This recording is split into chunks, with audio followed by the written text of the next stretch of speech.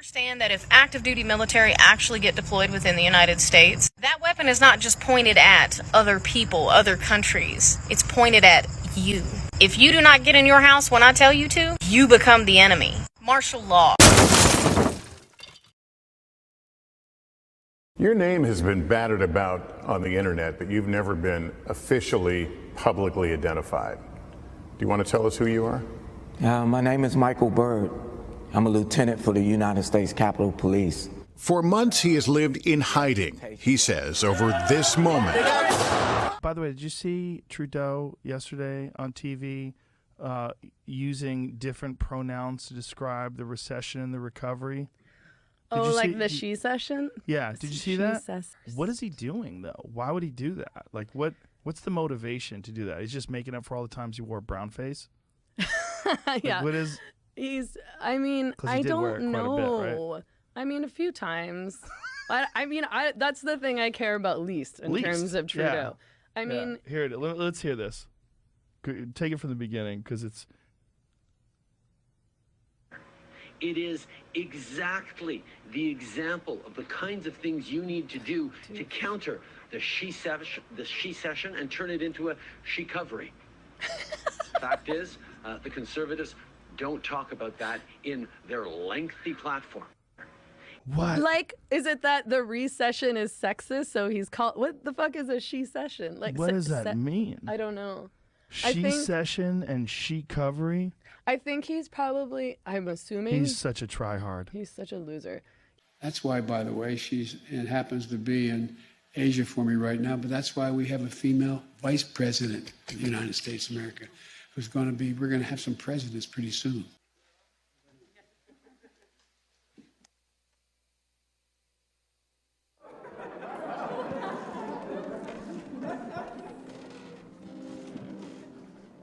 The Department of Homeland Security released a bulletin warning that people opposed to COVID-19 restrictions and lockdowns could be a terrorist threat. The bulletin says the threats of these attacks are exacerbated by grievances over public health safety measures and perceived government restrictions. So what does this mean? Well, it appears that Americans who perceive lockdowns as restrictions and protest them, speak out about them, or even rally against them could soon be labeled as, you guessed it, domestic terrorists. That's the wind. That's the wind of time. That's the wind of history. That's the wind blowing through your ancestors' bones, begging you to do the right thing. Sir, can you please state your name for the audio record? That is the wind that Matt Baker is calling upon from Ocean Beach. You're about to open a pit of hell. You do not get a vaccine passport put on us. You know, as the population who's in control, you know that the people or the politicians, once you get a power, you will never relinquish it. Do you think that the 4 feet of marble that holds you above high in this chamber will help you from the fate of humanity which you are unleashing? No! It won't! Your children and your children's children will be subjugated! They will be asked, how many vaccines have you had? Have you been a good little Nazi? Hail Fauci! Hail Fauci! Hail Fauci! Hail Fauci! Delta Airlines is paging recall Newsom. Please meet your party at Concourse Gate 25. Delta Airlines is paging recall Newsom. Please meet your party at Concourse Gate 25. President Biden plans to campaign for California's Democratic Governor Gavin Newsom in his contentious recall election, the White House just announced. Newsom may have once thought the California recall election would be a non-issue given his landslide win in 2018 and given the fact that registered Democrats outnumber Republicans in California by 5 million. But with an uptick in homelessness and the wildfires and the drought and increased crime and increased cost of living and the pandemic, even some Democrats in California say they are frustrated with Newsom's leadership. All right, people, the Arizona audit report is basically like Joe Biden at a kid's playground, right around the corner, coming right up. From November 3rd up until this report coming out, we have not had a single detail about the election that can be 100% traceable back to the ballots, back to the machines. We relied a lot on scientific data and mathematicians, but this time we have looked at the ballots ourselves and we are making a determination on what happened in the election. I saw a report or a statement from Karen Fann, Senate President Fann, that Doug Logan and a couple of other people on the audit team have developed COVID. So please, everybody keep them in your prayers. I hope they're getting Regeneron. They hired experts to be able to do the job of actually auditing and analyzing. And now the Senate has to take the time to be able to look at what they've been given. And remember, it's only a partial report. Natalie, Maricopa County just gave us the ballot envelope images a few days ago. So that's not even incorporated into this preliminary report that they've been given today. Well, the ballot images, that's interesting. So Maricopa, they are complying somewhat, even though they're still resisting in the battle now with the Attorney General's office. What images specifically were turned over? The ballot envelope images. So this shows us, because you probably heard during the Senate hearing, the latest one, that they reported that the screening for the signature match decreased significantly over time from a 20-point match to maybe 0. And so we need to be able to see those images to see how many ballots were accepted that certainly didn't have a signature, maybe no signature at all, but certainly not a signature that could actually match a voter. Why do you think they complied with turning these over and not the other information? You know, maybe they think that they're going to get away with not giving us the routers, not giving us the Splunk logs, not giving us the token to be able to plug into those machines. I will say that Maricopa County daring to say that the Senate needs to pay $2.8 million to help cover their debt to Dominion because the machines can't be certified any longer may come back to bite them. I certainly think it should. Because if they're accusing the state of ruining their machines, then those machines need to be opened up fully. We need a full investigation by an outside auditor with expertise like Cipher to prove what went on in those machines before giving the taxpayers a bill of almost $3 million in order to pay off Dominion. Do you think the Attorney General there is actually going to hold them accountable for not complying with the subpoenas and take away millions of dollars from them? Or do you think they're going to play the whole, oh, you were out of session, so it doesn't count?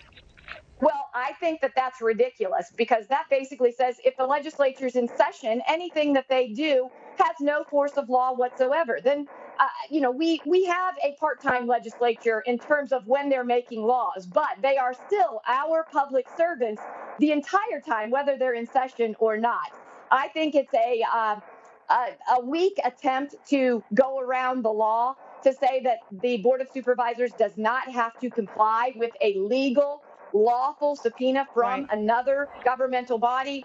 I hope that the Attorney General delivers what he should, which is Maricopa County needs to deliver everything that was in those subpoenas, and so does Dominion. And as expected, viewers, a string of dreaded terrorists have now been released by the Taliban. The Tehreek-e-Taliban commanders, Al-Qaeda and the Islamic State terrorists and fighters have all been released from Afghanistan prison by the Taliban.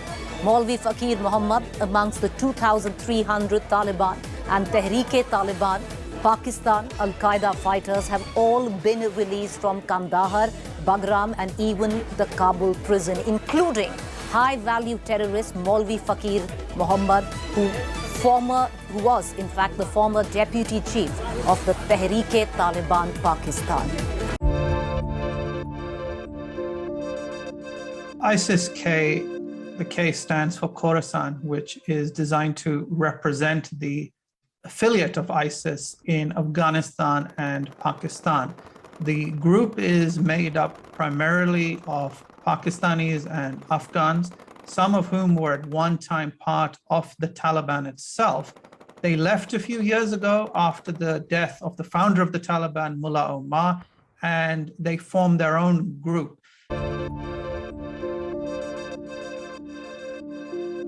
ISIS-K is predominantly based in the Afghan province of Nangarhar, which borders Pakistan.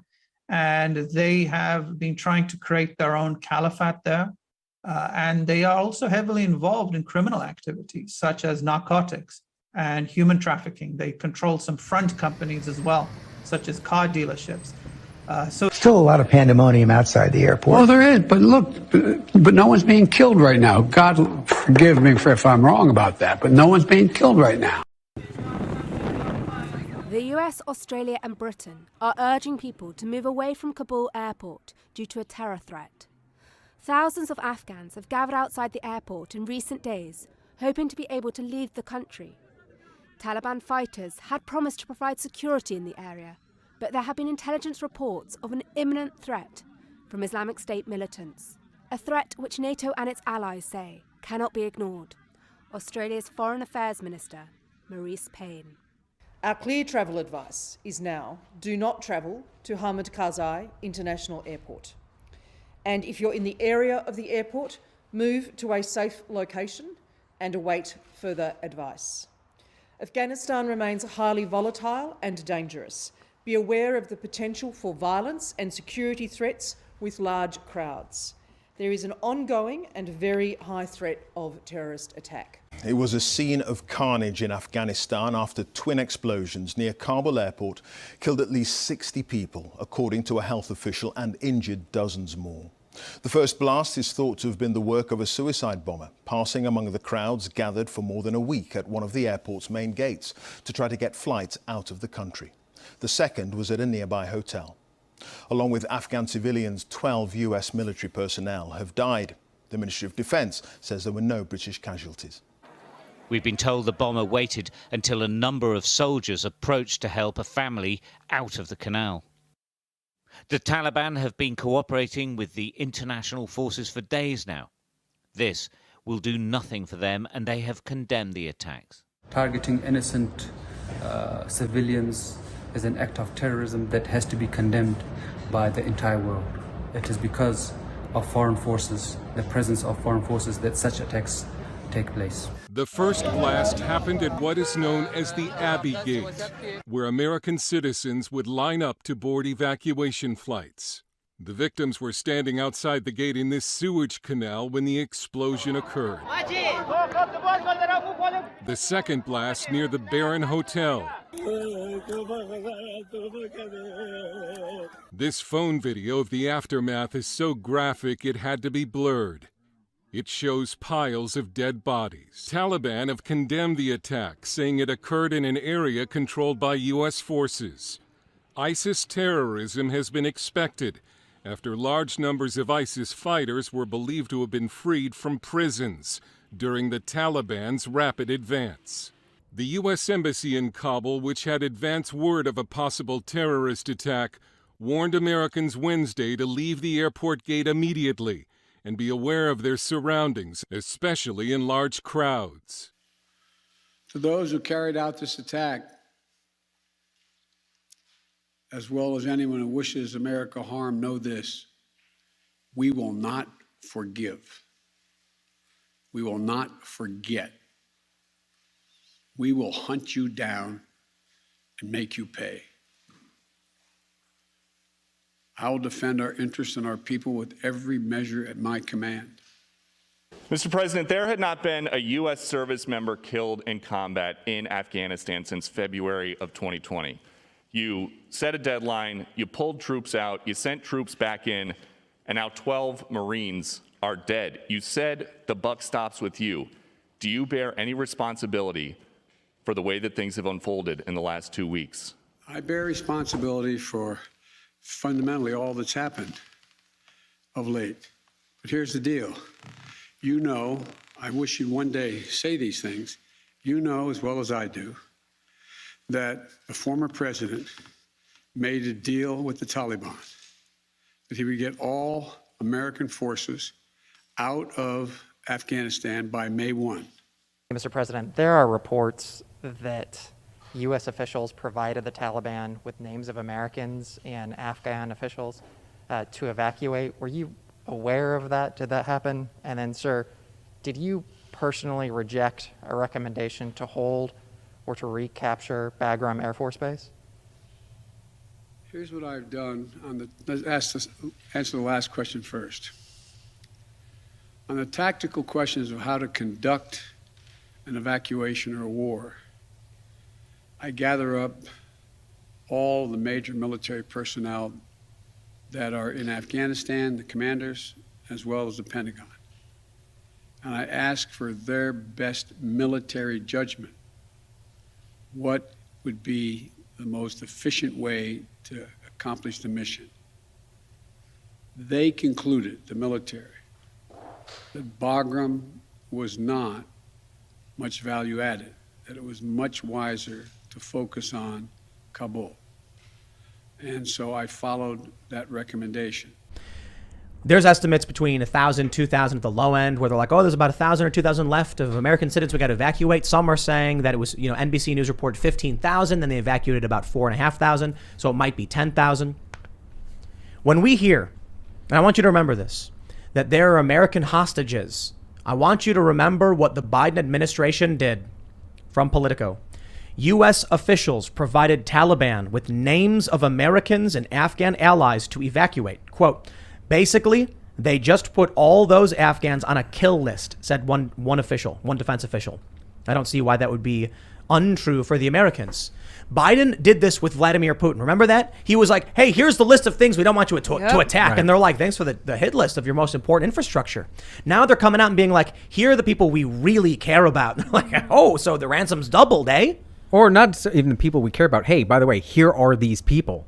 These people have been hiding. They've been begging for help. It was actually my old buddy from Washington Examiner, Phil Wegman, who's now with Real Clear. He was the one who asked the president today at the press conference about this report. He says, can you comment on it? And the president essentially confirmed it, saying there may be such lists being given to the Taliban, but I'm not sure. Which is, again, that doesn't inspire a lot of confidence in me that the commander-in-chief apparently doesn't know what's going on over there. I'm going to read to you what is so painful for me and so many other Afghan veterans who served in that capacity and others who served as a part of the train, advise, and assist, equip effort in helping the Afghans. We now know that due to the negligence of this administration, the Taliban now has access to over $85 billion worth of American military equipment.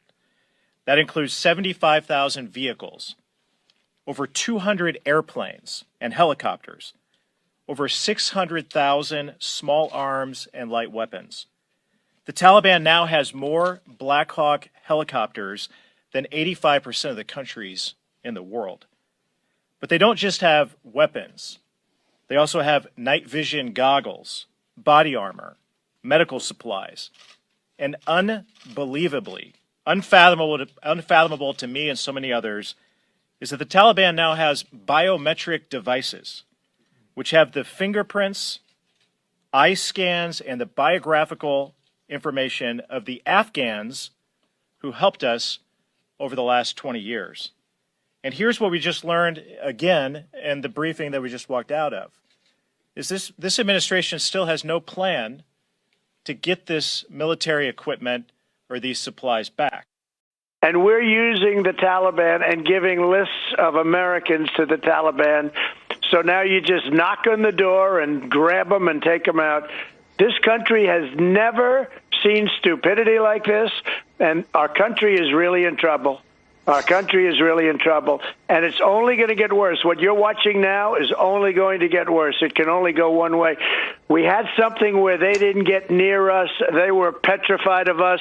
I let them know that if they do anything, we hit them right where it hurts, which is their homes. And they know it, and they were waiting for us. They would have been very happy to let us go and take every American and anybody else we wanted, take our equipment. And for some reason, he botched the plan and took the military out first. Now, it's a very sad day for our country and a great embarrassment. Beyond embarrassment, it's a very dangerous day for our country.